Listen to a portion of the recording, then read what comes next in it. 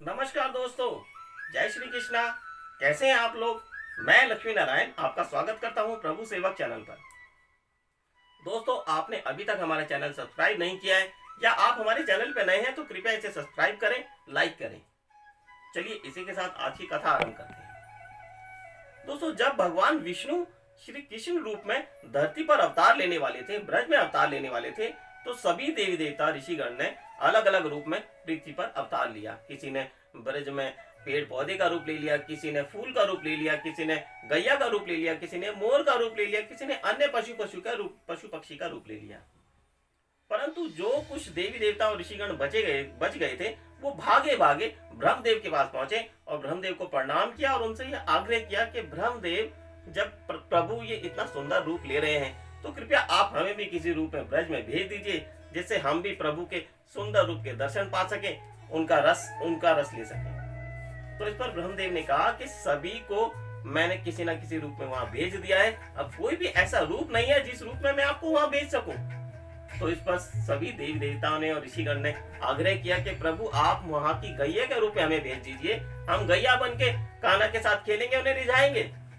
तो इस पर ब्रह्मदेव ने कहा कि गैया भी इतनी जा चुकी हैं, स्वयं नंद बाबा के पास 9 लाख गायें हैं और उसके अलावा भी अन्य कई अधिक गैया वहां जा चुकी हैं, इसलिए मैं गैया का रूप में आपको वहां नहीं भेज सकता।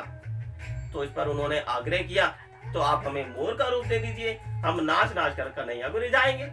तो इस पर ब्रह्मदेव ने कहा कि मोर भी इतने जा चुके हैं कि मोरों के लिए अलग से मोर कुटी बनानी पड़ी है।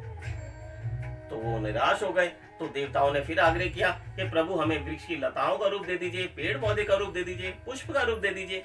तो इस पर ब्रह्मदेव ने कहा पेड़ पौधे वृक्ष लताएं पुष्प भी इतने जा चुके हैं, इतने बन चुके हैं कि स्वयं सूर्य देव मुझसे रुष्ट हो गए कि ब्रह्मदेव आपने इतनी वृक्ष लताएं बना दी है कि मेरी किरणें भी बहुत मुश्किल से ब्रज पर पहुंच पा रही हैं।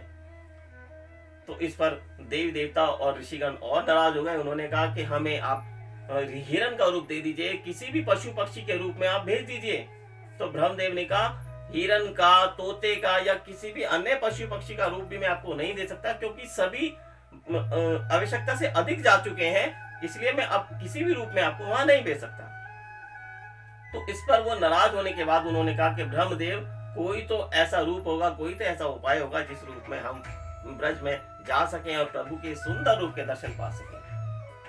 तो ब्रह्मदेव ने कहा कि आप ही पृथ्वी लोक का भ्रमण करके आए और आप ही देख के आए और हम मुझे समझाएं कि मैं किस रूप में आपको ब्रज में भेजूं।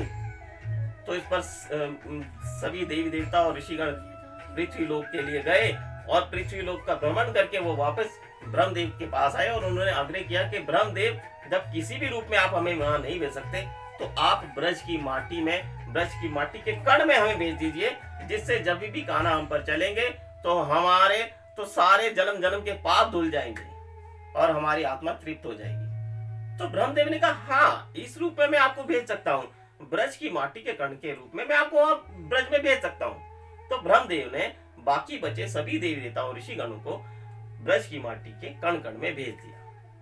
तो इसीलिए दोस्तों, जब भी आप ब्रज में जाएं, उसकी माटी में कदम रखें तो कदम रखने से पहले ब्रज की माटी को प्रणाम करें, उससे तिलक करें और उनसे क्षमा मांगे, क्योंकि वो माटी नहीं है, वहां आज भी साक्षात सभी देवी देवताओं और ऋषिगणों का वास है और ब्रज के कण कण में सभी देवी देवताओं आज भी विराजमान है। तो वहां जाकर उनको प्रणाम करें और श्री कृष्ण के दर्शन पाएं और जय श्री कृष्ण का जयकारा लगाते जाएं। हम हर वीडियो में आपको यही बताते हैं, ये महामंत्र है, इसका जाप करें और सारे अपने पापों से मुक्त हो जाएं। जय श्री कृष्णा।